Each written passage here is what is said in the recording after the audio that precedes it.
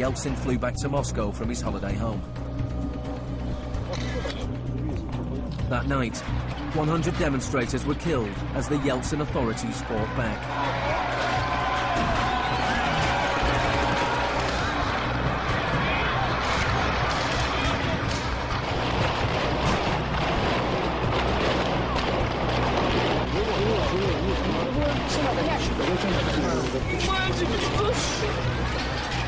On the 4th of October, he ordered troops to storm the White House, shelling the very building he had defended 2 years earlier.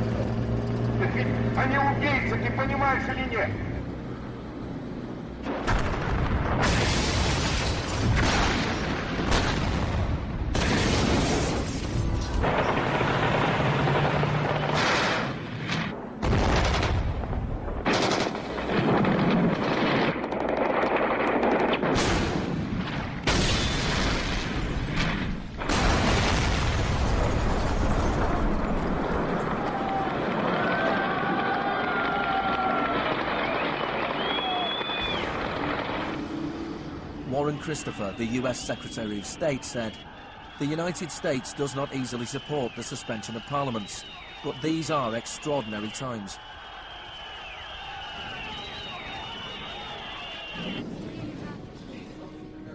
Yeltsin now had absolute power. With the advice of his Chicago boys, he ruled through a form of crony capitalism. Even more state industries were sold off, creating a new class of billionaire businessmen with huge political influence, the oligarchs. By 1998, 80% of Russian farms were bankrupt and 70,000 state factories were closed. In 8 years, the number of people living in poverty increased by 72 million. Meanwhile, Moscow would go on to have more billionaires than any other city in the world.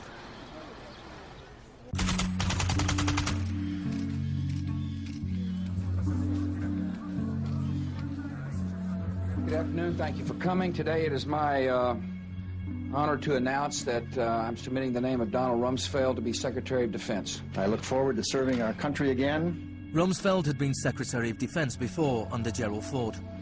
Then, the enemy we were supposed to fear was the Soviet Union. I'm not saying with certainty that the Russians are coming. I'm saying the trends are here. I'm not saying the Russians are 10 feet tall. I'm saying they used to be 5'3", they're now 5'9½", and they're growing. Now there was a new enemy closer to home. On September the 10th, 2001, Rumsfeld made a speech laying out his plans to privatize much of the US military. Milton Friedman would have been proud. He said, "The topic today is an adversary that poses a threat. A serious threat to the security of the United States of America. This adversary is one of the world's last bastions of central planning. It governs by dictating 5-year plans. Perhaps this adversary sounds like the former Soviet Union, but that enemy is gone.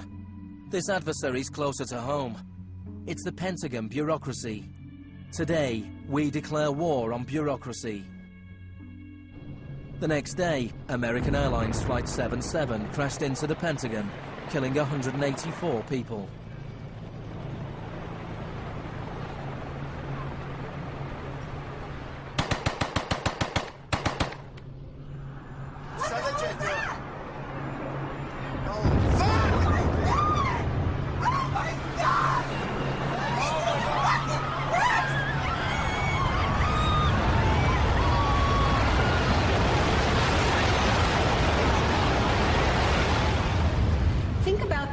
Feeling after those attacks. Who are these people? Where did they come from? Why do they hate us? There was a total loss of collective narrative. We were not living in the world that we thought we lived in.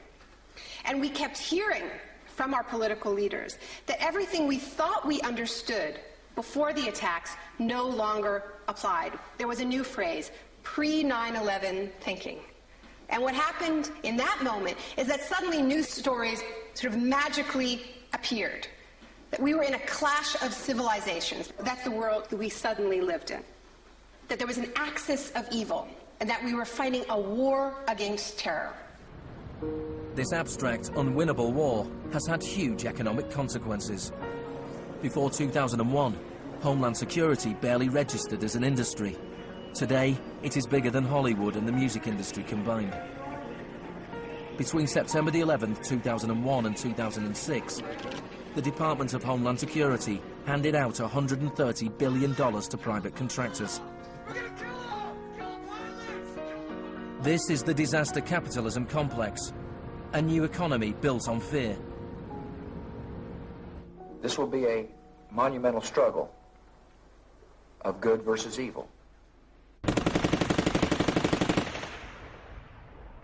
The best defense against terror is a global offensive against terror, wherever it might be found.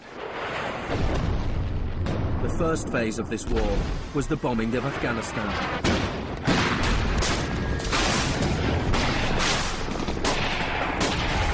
The Taliban government was quickly overthrown. The aftermath of the war was more complicated. Our fight against terrorism began in Afghanistan, but it will not end there. We're primarily looking at detainees that we can use. We're collecting intelligence.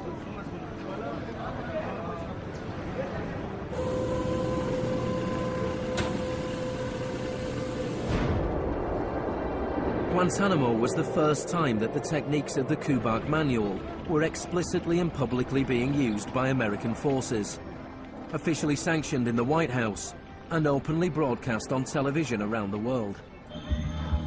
Isolation, both physical and psychological, must be maintained from the moment of apprehension. The capacity for resistance is diminished by disorientation. Prisoners should maintain silence at all times. They should never be allowed to speak to each other. 3 of the prisoners were Asif Iqbal, Ruhal Ahmed and Shafiq Rasool from Tipton in England. They spent more than 2 years in Guantanamo before being released without charge. Mentally, yeah, you couldn't speak to nobody, you couldn't do nothing, you couldn't stand up. And just sitting there, you'd be in your thoughts all the time thinking, what the hell's going on, where the hell am I? And we're going to be staying here for the rest of our lives, and we're going to be going back home. Will we ever see our family again? Of the 779 prisoners that have been held in Guantanamo Bay, only 3 have ever been convicted of any offense.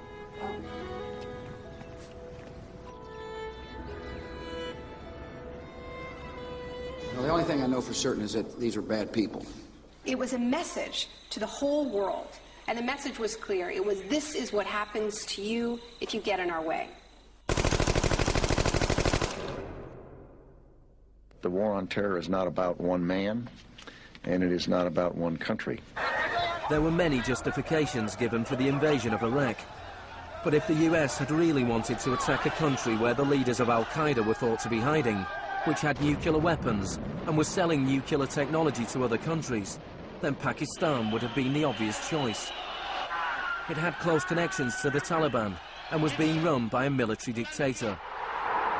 Instead, George Bush chose to target Iraq, a country with the 3rd largest oil reserves in the world.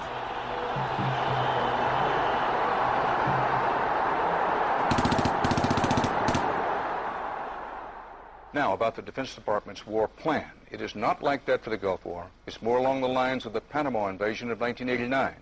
CBS News has been told it would start on what's called A-Day. A as in airstrikes. Airstrikes so devastating, they would leave Saddam's soldiers unable or unwilling to fight.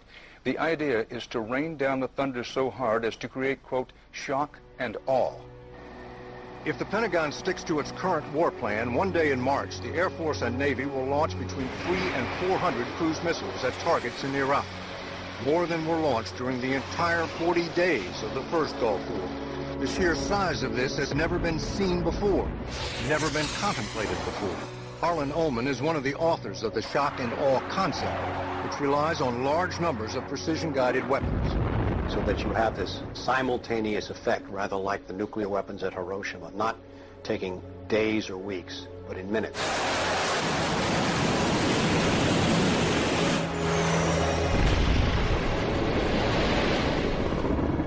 You also take the city down. By that I mean you get rid of their power, their water, and you begin this relentless campaign to wear them down so that 2, 3, 4, 5 days they are physically, emotionally, and psychologically exhausted.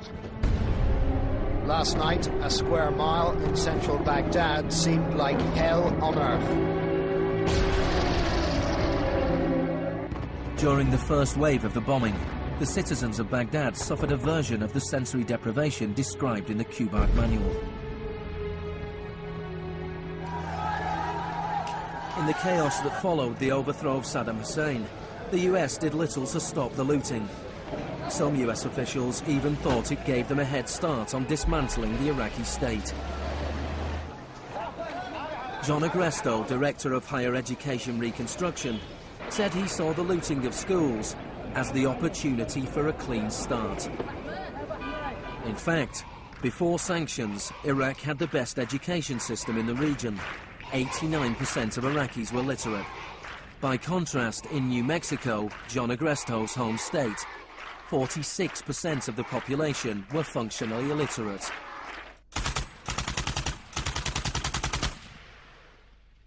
Iraq, you had three distinct forms of shock that were all working together and reinforcing each other. You had the shock of the war, which was immediately followed by economic shock therapy imposed under Paul Bremer. And as resistance to that economic transformation, that very rapid economic shock grew, you had the shock of enforcement, including torture. Three different kinds of shock.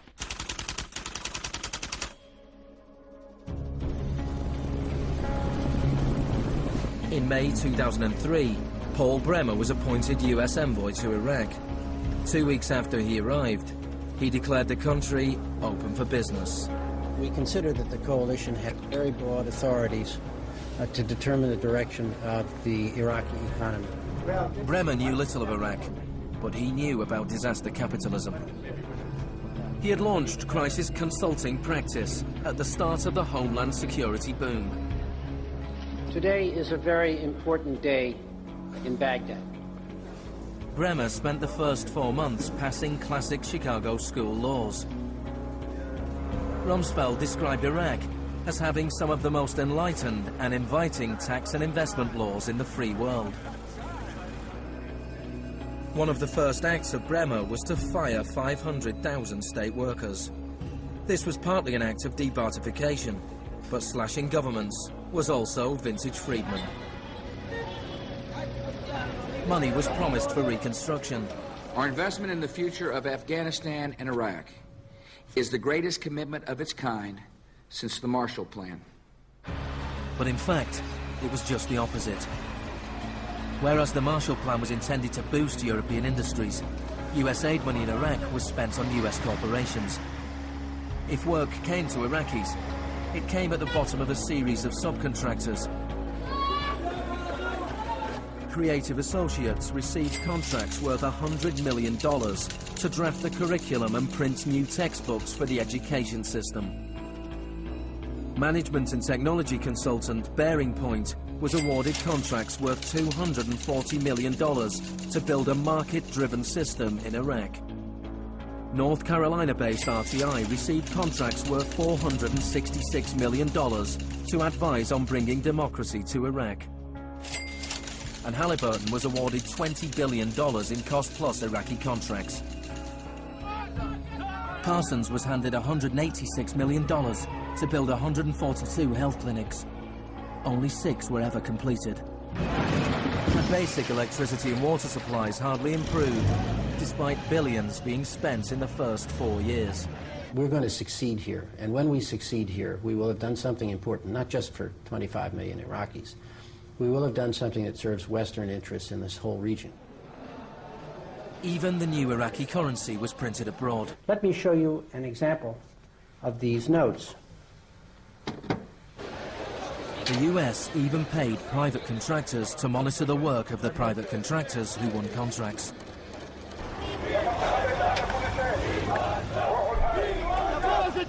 I was in Baghdad in 2004, and this is the period when bombs started to go off regularly in Baghdad. In fact, the night that I arrived, a bomb went off very near our hotel. But what was really striking to me in this period was that despite the violence and despite the chaos, the next day, Iraqis were out in the streets protesting. 19 killed and 100 injured in Najaf. And what they were demanding at this time was